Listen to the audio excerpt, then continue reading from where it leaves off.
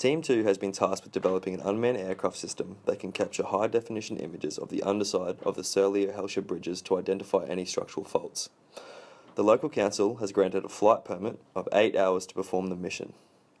The aircraft must not exceed a 5 kilogram weight limit and must begin its journey from the Queensland Rocks Park on the south side of the Brisbane River. As the UAV is operating in conjunction with the public, the system must be designed such that it does not interfere with pedestrians, boats, and public transport.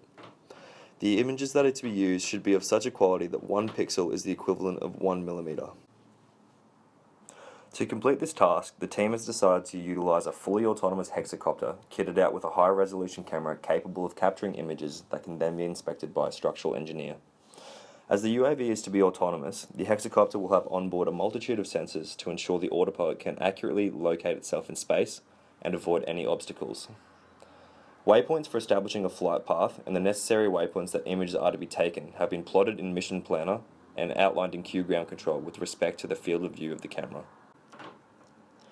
To gain an understanding of the flight time required to complete the mission, a simulated UAV was run in Q Ground Control.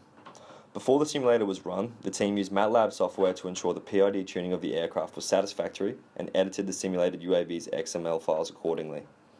Simulation, however, cannot replace an actual test flight. Whilst helpful, it was difficult to replicate an exact flight time as the simulator could not recharge the battery of the UAV. To mitigate this, the battery capacity of the simulator was edited in the XML files, meaning the UAV could stay airborne for the entire flight. Additionally, the UAV's waypoint speed was increased to reduce the simulated flight time, as the file size of the simulation video would have been too large if the UAV ran at the design speed.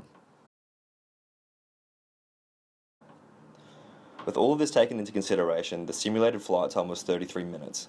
When adjusted for the increase in simulation speed and the need for 8 battery recharges taking approximately 15 minutes each, the estimated flight time for the mission to be completed is just under 4 hours.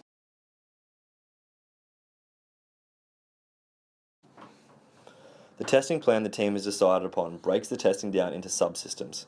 The extent of each test cannot be explained in this short video, but some examples of the tests that are going to be performed are thrust testing, RC testing, sensor testing, and an autonomous flight test.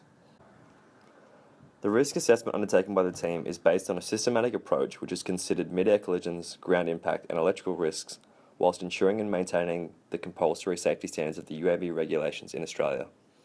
In order to successfully achieve the bridge inspection mission, multiple procedures have been considered. The UAV risk paradigm is used to determine a number of possible hazards that can be caused during the mission if the onboard systems encounter an error. By using this model, a number of potential hazards can be prevented and reduced.